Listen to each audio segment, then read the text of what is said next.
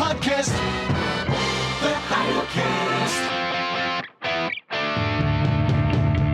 It's a Heidel minicast. And now, Scott Clark. The question isn't so much what the particular Baptists said, it's what Featley heard. If the Heidelcast helps you, won't you help us keep it going? Please make the coffer clink by clicking on the PayPal link or by sending a check to Heidelberg Reformation Association, 1637 East Valley Parkway, number 391, Escondido, California, 92027. We have so much great stuff in the Heidel shop, it's amazing. And at the moment I'm speaking to you, there are 49 things in the Heidel shop for you to consider. This is a way to support us. A little bit of it goes to help us keep going, and it's a great way for you to demonstrate to the watching world how much you enjoy the Heidel blog and the Heidelcast. The Heidelcast. So as I said, the question in this series isn't so much what Kiffin and the other particular Baptists said. It's how Featley, and by implication, most of the Reformed, including the Westminster Divines, who assigned him to write his critique of the particular Baptist movement, understood the Baptists. So if the Baptists are going to try to appropriate and redefine Reformed, it seems to me then it's fair to ask, well, how did the Reformed receive the Baptists? And this is something with which I think Baptists need to get to grips. You can't just ignore the fact that the first response from the Reformed to the emerging particular Baptist movement in the 1640s was to call them Anabaptists. Now, as I keep saying, there are important ways in which that was never true, and it's not true today. But it's a fact that that's how the Reformed responded, which is why, as I keep noting, the First London Confession says in its preface, "We are not Anabaptists." Well, it says it in the subtitle. So this was obviously a major point of discussion. And it was a major point of discussion in the 1640s. Then we can't ignore that. It's still a relevant fact, especially since, as I say, the Baptists want to redefine Reformed to omit our reading of redemptive history, our, meaning the Reformed, reading of redemptive history, because we say there's one covenant of grace in multiple administrations. And the particular Baptists, even those who have some sympathy with that way of speaking, don't ultimately agree with us. And of course, there's an even more radical and I think growing movement within the particular Baptist tradition to say, no, there's not multiple administrations of the covenant of grace. There's only one in the new covenant, which means that and they're pretty clear about this, covenant of grace was never actually present under the types and shadows. That's a radical difference between the particular Baptists and the Reformed. And then, of course, there's the doctrine of the church and the most obvious things, the sacraments. So there are a lot of things going on here that are, to some degree, underneath the surface. So, as I've already noted, Featley's volume, Catabaptistoi, Catapistoi, which he politely translated as Dippers Dipped, was subtitled The Anabaptists Ducked and Plunged Over Head and Ears at a Disputation at Southwark. This record of the event went through 2 editions in 1645, and I worked from the 5th edition, published in London in 1647 and held in the Bodleian Library, Oxford. According to the publisher, to this edition was added 1, several speeches delivered before this assembly of divines, and 2, the famous history of the frantic Anabaptists and their wild preachings and practices in Germany, together with an application to this kingdom, especially to London. In the First London Confession, 1644, as I mentioned, the particular Baptists had replied implicitly to the allegation that they were really just Anabaptists when they wrote, and I quote, "As likewise for the taking off those aspersions which are frequently, both in pulpit and in print, although unjustly cast upon them," close quote. In the 1646 revision, what was implied was made explicit. This is the title. a confession of faith of the 7 congregations or churches of Christ in London, which are commonly, though unjustly, called Anabaptists, published for the vindication of the truth and information of the ignorant, likewise for the taking off of those aspersions which are frequently, both in pulpit and in print, unjustly cast upon them." Close quote. So it's notable that either Featley or his publisher decided to double down on that identification of the Baptists with the Anabaptists by seeking to tie them to the calamitous events in Minster a century earlier, 1534 to 1535. The intent of the present series, this series of podcasts, is not to repeat Featley's allegation that the Baptists were in every way Anabaptists. They weren't. I keep saying that again and again. I wish my Baptist friends could hear that, and for some reason they don't seem to be able to, at least some of them. There were important ways in which the Baptists were not Anabaptists. For example, First London Confession, Article 9, and more clearly, Second London Confession, 1677, Chapter 8, clearly align the particular Baptist with ecumenical orthodoxy over against the heretical Melchiorite celestial flesh Christology. And that's a Christology that essentially denies the true humanity of Jesus and is denounced by the Reformed, for example, in the Belgic Confession, as flatly heretical, that is contrary to the ecumenical creeds. The particular Baptists clearly affirmed the Reformation doctrine of salvation by grace alone, through faith alone, in Christ alone, and the formal principle of the Reformation, sola scriptura, even if they understood it differently and drew inferences from it that the magisterial Reformation did not. They also rejected the Anabaptist view of oaths, pacifism, government service, and other things. It's also true that most of those who aligned with the emerging particular Baptist movement did not come from Anabaptist congregations. They came from congregational churches. Heidelcast. Nevertheless, the Baptist movement did not drop out of the sky de novo and immaculate. The English Congregationalists, specifically Brownists, placed in jeopardy by the Religion Act of 1592 and the Conventicle Act of 1593, one or more of which were renewed in the 1603 Millenary Petition, fled to the Netherlands. This is really important. William Henry Brackney writes that they may have been influenced by Dutch Mennonites. Robert G. Torbet wrote of the, quote, Anabaptist heritage, close quote. Torbet is a Baptist writer, of the Baptist movement. Quoting again, "It is safe to say that the latter," meaning Baptists, "are the spiritual descendants of some of the former," meaning Anabaptists. Close quote. James Edward McGoldrick points to Brownists, Congregationalists with a highly realized eschatology, who already in 1581, seeing the handwriting on the wall, had fled to the Netherlands and found connections to the Anabaptists there.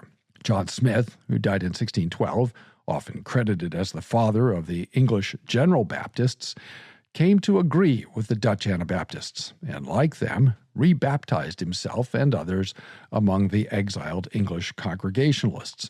McGoldrick writes, quoting now, "Mennonite influence could have been decisive in this regard, or he might have formed his opinion simply through personal study of the New Testament.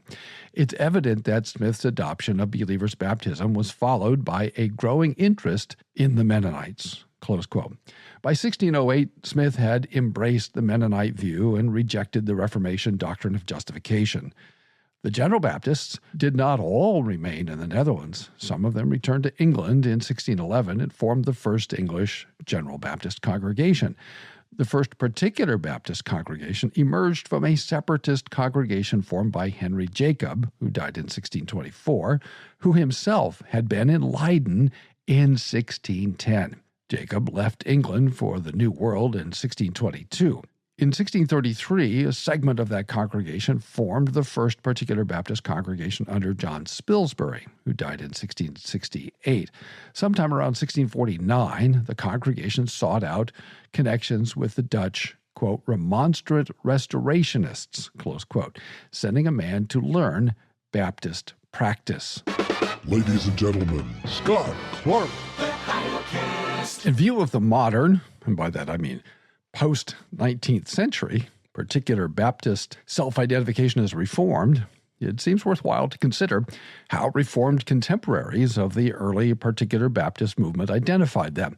As an example, Timothy George observes that Presbyterian Robert Bailey, in his treatise, A Dissuasive from the Errors of the Time, published in London in 1645, considered the Brownists to be descended from the Anabaptists.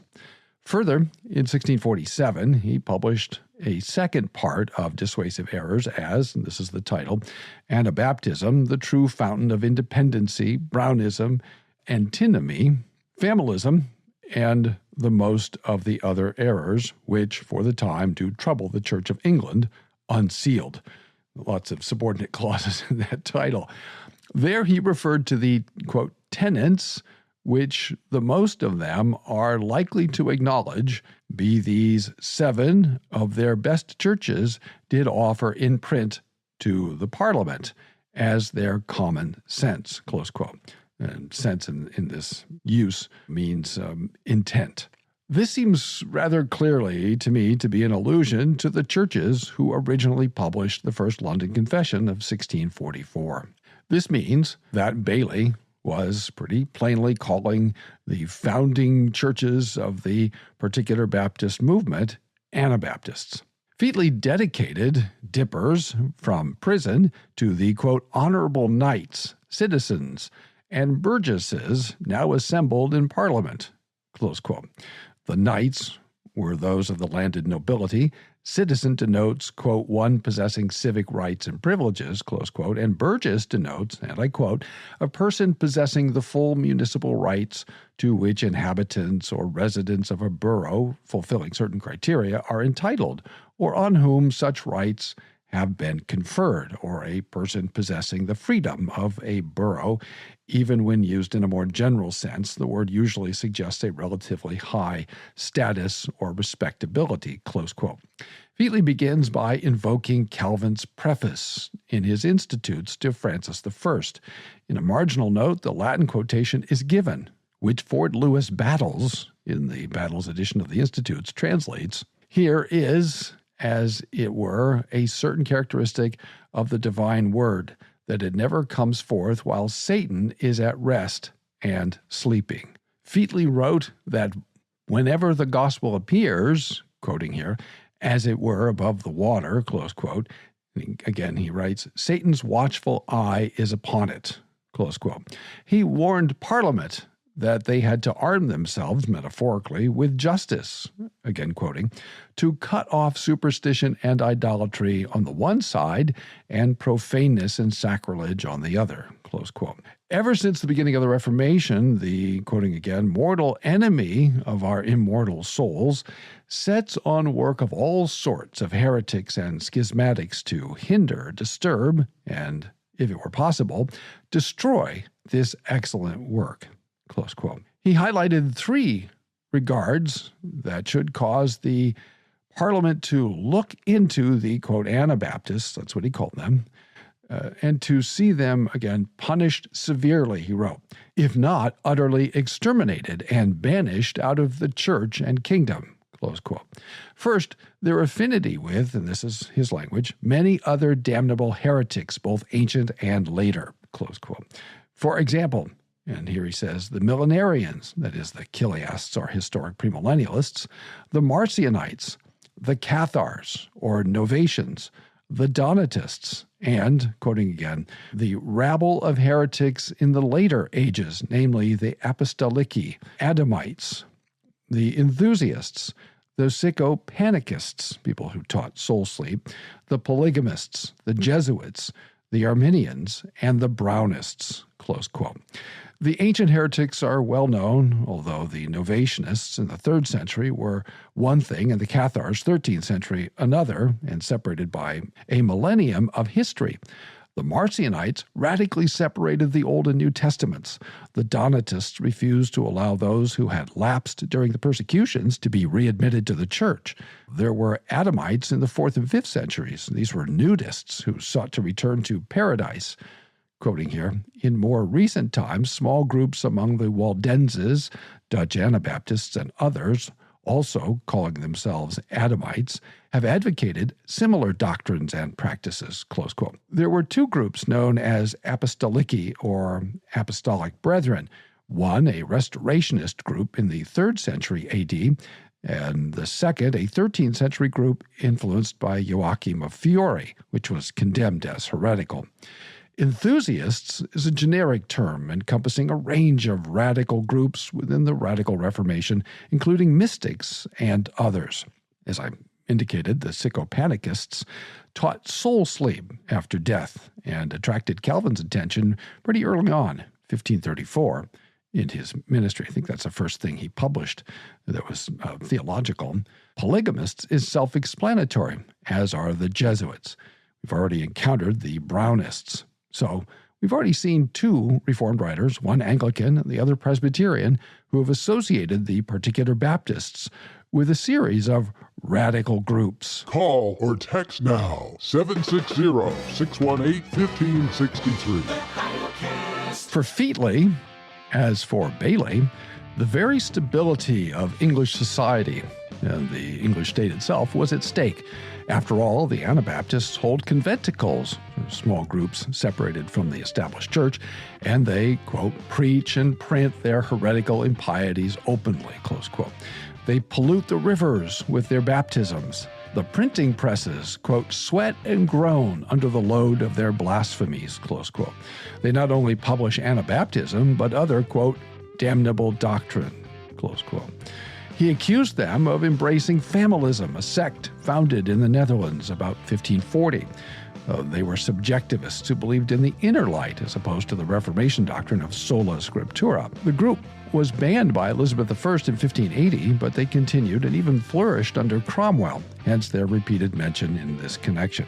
Featley even accused the, quote, Anabaptists, again this is his language for the particular Baptists, of bizarre conspiracies.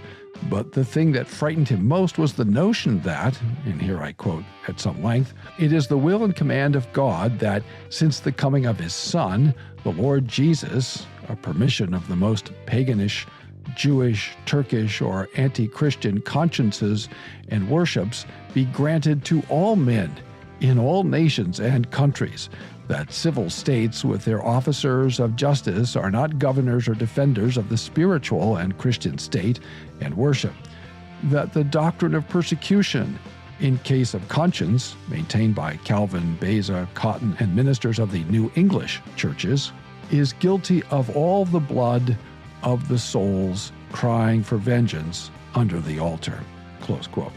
To put a fine point on it, Featley might not have been a great supporter of the American experiment and of the First Amendment to the American Constitution. For Featley, what was at stake in the continued existence of the Anabaptists, whether in their original form or in their contemporary Baptist manifestation, was the continuation of Christendom, that ancient union of church and state dating to Theodosius I, A.D. 380. Thanks for listening. Tune in tomorrow for more from the Heidelcast, brought to you by Heidelberg Reformation Association.org.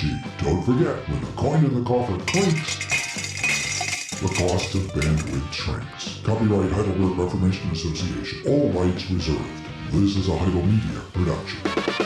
The best podcast, the Heidelcast.